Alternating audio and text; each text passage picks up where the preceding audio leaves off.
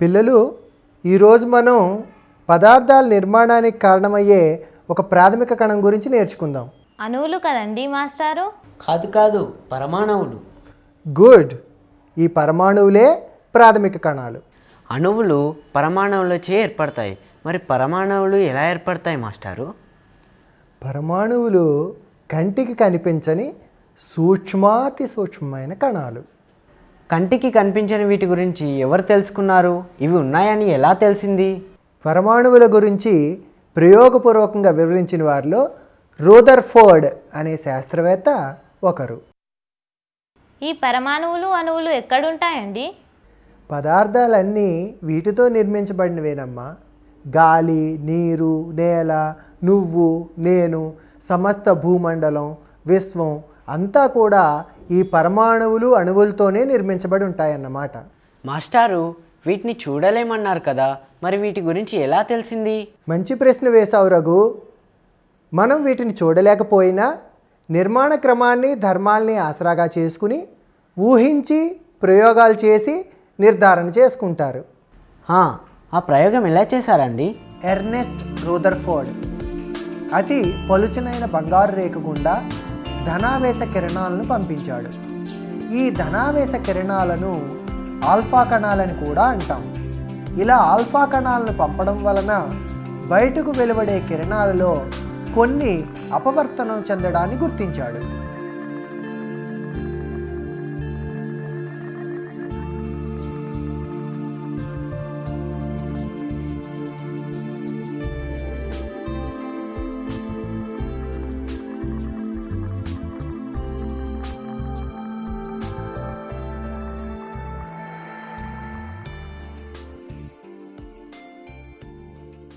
అపవర్తనము అంటే ఏమిటండి?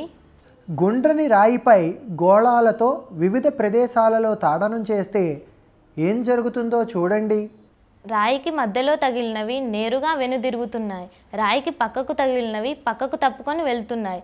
రాయికి తగలకుండా పక్క నుంచి వెళ్ళినవి రుజుమార్గంలో వెళ్తున్నాయి. వస్తువు పయనించే మార్గం నుండి ప్రక్కకు మళ్ళీ ప్రయాణించడాన్ని అపవర్తనం చెందడం అంటాం. రూదర్ఫోర్డ్ చేసిన ప్రయోగంలో అపవర్తనం చెందడంతో పాటు చాలా కొద్ది మొత్తంలో కిరణాలు వెనుదిరిగి రావడాన్ని గమనించాడు. కొన్ని కిరణాలు ఎందుకు వెనుదిరగవండి? అదే చెబుతున్నాను, వినండి. కిరణాలు వెనుదిరగడానికి కారణం పరమాణువులోని చాలా ఎక్కువ భాగం ఖాళీగా ఉందని, కొద్ది మోతాదులో మధ్య భాగంలో ఈ కిరణాలను పోలిన పదార్థం ఏదో ఉందని గుర్తించాడు. పంపించిన కిరణాలు ధనావేశం కలిగినవి కాబట్టి మధ్య భాగంలో ఏదో ధనావేశ ప్రాంతం ఉండి ఉంటుందని గుర్తించాడు. కొన్ని కిరణాలు ఎందుకు వెనుదిరిగినవండి? రూదర్ఫోర్డ్ పంపిన కిరణాలు ఆల్ఫా కిరణాలు. ఇవి ధనావేశాన్ని కలిగి ఉంటాయి. ఈ ధనావేశం కలిగిన కిరణాలు ధనావేశంతో వికర్షించబడతాయి కదా, అందువల్ల ఈ కిరణాలు వికర్షించబడి వెనక్కి తిరిగాయని గుర్తించాడు.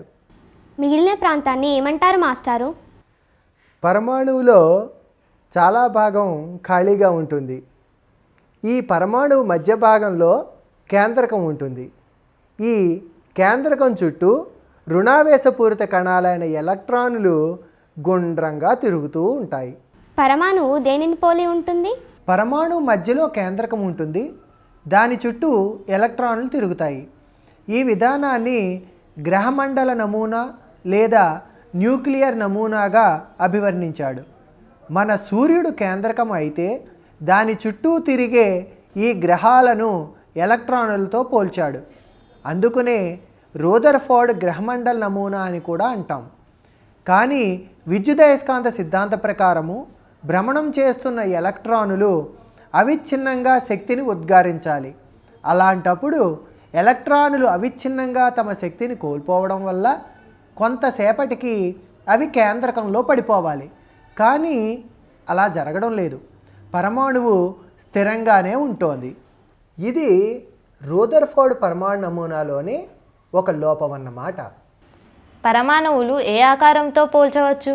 ఒక బంతికి మధ్యలో గోళాన్ని ఉంచినట్లు భావించాలి. గోళము కేంద్రకము, బంతి పరమాణువు అన్నమాట. రూదర్ఫోర్డ్ గ్రహమండల నమూనాలో తెలిసిన మొత్తం విషయాలు ఏమిటండి? పరమాణువులు గోళాకారంగా ఉంటాయి. దీనిలో ఎక్కువ భాగం ఖాళీగా ఉంటుంది. పరమాణువు మధ్యలో కేంద్రకం ఉంటుంది. ఈ పరమాణువు యొక్క భారం అంతా మధ్యలో కేంద్రీకృతమై ఉంటుంది. కేంద్రకం చుట్టూ ఎలక్ట్రాన్లు తిరుగుతాయన్నారు. ఎలా తిరుగుతాయి మాస్టారు? పరమాణువులో 2 బలాలు పనిచేస్తాయి. ఎలక్ట్రాన్కి కేంద్రకానికి మధ్య ఆకర్షణ వలన ఎలక్ట్రాను కేంద్రకం వైపు లాగబడుతుంది. ఈ బలాన్నే అభికేంద్ర బలము అంటారు. కానీ పరమాణువులో 2వ బలం కూడా పనిచేస్తుంది. ఇదే అపకేంద్ర బలం. ఇది ఎలక్ట్రాన్ను కేంద్రకం నుండి దూరంగా నెట్టివేస్తుంది. ఈ 2 బలాలు సమానంగా వ్యతిరేక దిశల్లో పనిచేయడం వలన పరమాణువు స్థిరంగా ఉంటుంది. పిల్లలు, ఇప్పుడు నేను మిమ్మల్ని కొన్ని ప్రశ్నలు అడుగుతాను, జవాబులు చెప్పండి. అలాగే మాస్టారు. రూదర్ఫోర్డ్ ఏ కిరణాలను ఉపయోగించి తన పరమాణు నమూనాను వివరించాడు? ఆల్ఫా కిరణాలను. గుడ్. రఘు, నువ్వు చెప్పు. రూదర్ఫోర్డ్ పరమాణు నమూనాను దేనితో పోల్చి చెప్పాడు? గ్రహమండల నమూనా.